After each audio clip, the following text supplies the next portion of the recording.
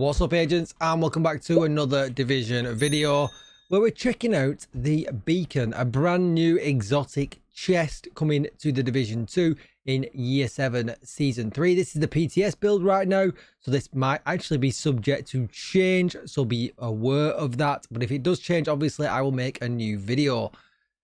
Don't forget to like, share, comment and subscribe. Let's get straight into it. So when we see an exotic chest, I don't know about you, I get pretty excited. Chests and backpacks are obviously the most special thing when it comes to gear.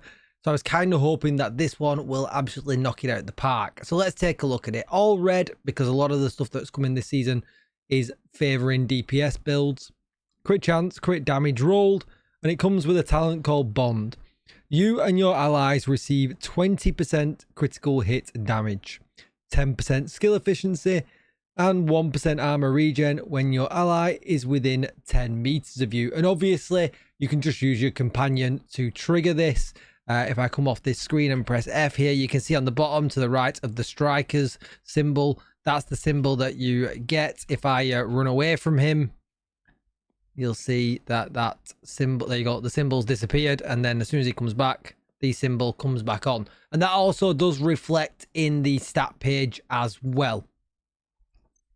So essentially you're getting 20% critical hit damage, some skill efficiency, and armor regen, which obviously is, you know, skill efficiency is the best skill stat in the game. It has a bit of everything in, a bit like weapon handling. And armor regen, well, you just can't knock it right, it's okay. And if you've not got any companions, which will likely be the season after this one, if you've got a skill within you, you know, obviously that would have to be a teammate at that point. But then, you know, you can put a skill and you can get 10% extra critical hit damage instead. So there's a few things to kind of go over here and think about. Now, if you're running solo just with your little companion dude here, which for some reason he's got his big rocket launcher out. Sir, why are you pointing that big thing at me? But is that generally you would probably run something like this if you're going to run all red. Now, the other options that we've got are running all of the new unit alloys. You could probably run something like that. Or if you're a lot like me, you run something like this with the overdogs and the new unit alloys chest with perfect obliterate. So the question is, how does this kind of stand out in comparison to them? Well, I'll throw that up on the screen right now for you. Okay, so here are the four builds that we just talked about. The first one we're going to look at, which provided us the 100% baseline that we're going to work from, is the Lexington, not including Killer, by the way, if you was wondering. Strikers, which there would be capped out. The Beacon chest, the unit alloy holster with the ally in range. And that gives us 100% of our damage. An average would be this number here, the 9.5 million of burst damage. And then if we didn't have an ally near us and we had a skill near us, we do, you know, about just slightly less, 2.8% less here. So there's not a lot in it at all, whether you've got an ally or a skill. There is certainly not a lot, even though it does half the buffs. There is not a lot in burst DPS difference. The difference comes in though when you are not running in a team and I say to somebody, well, just put strikers and the unit alloy chest and holster on. Well, in that case then, even when I'm at max damage with that chest, I'm actually doing 26% more damage, which is pretty interesting. And if you add the overdogs in and understand, obviously, the overdogs, you've got to kill things in the right order, you're doing nearly 48% more damage.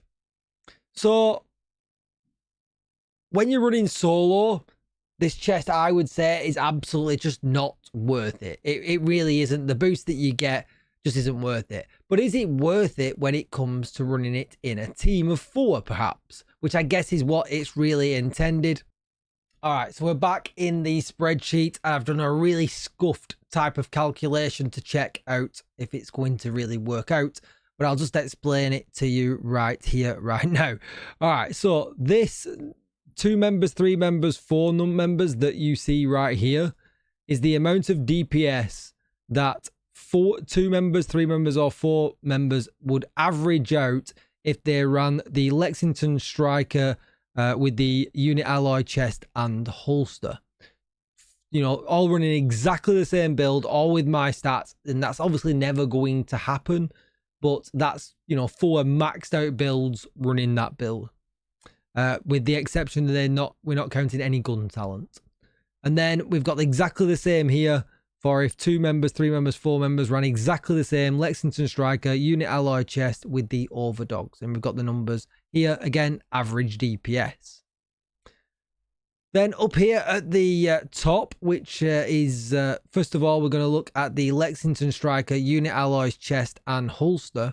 So if one person ran the beacon chest and ran this build here, but then they ran the other person, the second member of the group, was running Lexington Striker unit alloy chest and holster, they would average out this much DPS, which, as you can see, is less than 2 members just running Lexington Striker with the unit alloy chest.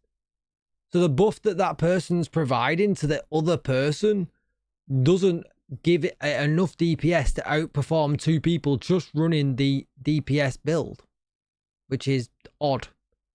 3 members, so 1 person running the beacon chest, then another 2 members running Lexington Striker unit alloy chest and holster would average out this. Well, they're doing less DPS still. So the person running that chest and buffing the team still is doing less DPS. And then 4 members. So 1 person running the beacon and 3 running the exact same unit alloy chest, holster, and strikers build. It averages out at this. But it averages out more DPS if they run the build by themselves without anybody buffing the rest of the team.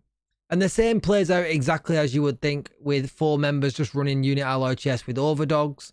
Them numbers also beat it out as well. So let's flip back. So the pull from this is, all right, this chest is not going to help members do more DPS in general, but it is going to add skill efficiency and it is going to add 1% armor regen. So the question is, what is that worth to you and the team? I personally think it needs to do more. I don't think that people will use it. I don't think it adds enough. I think it probably needs to do more. Not by much, but I do think it needs to do more. I think that could quite easily be 30% critical hit damage, and then, you know, then 15% critical hit damage here. It's just off, just by a teensy wincy bit. But yeah, that is absolute. But that is in a very weird scenario. But it certainly isn't worth running solo at all. It's definitely only worth running if you are in a team. And even when I say solo, I do mean with your companion as well. It certainly isn't worth running. But my feedback for this is that critical hit damage, it needs to be a tinsy wincy bit more. It's just below the bar. That's going to be it for the video. Let me know what you think in the comments down below. Don't forget to like, share, comment, and subscribe. As always, thanks for watching, and I will see you in the next one. Bye-bye.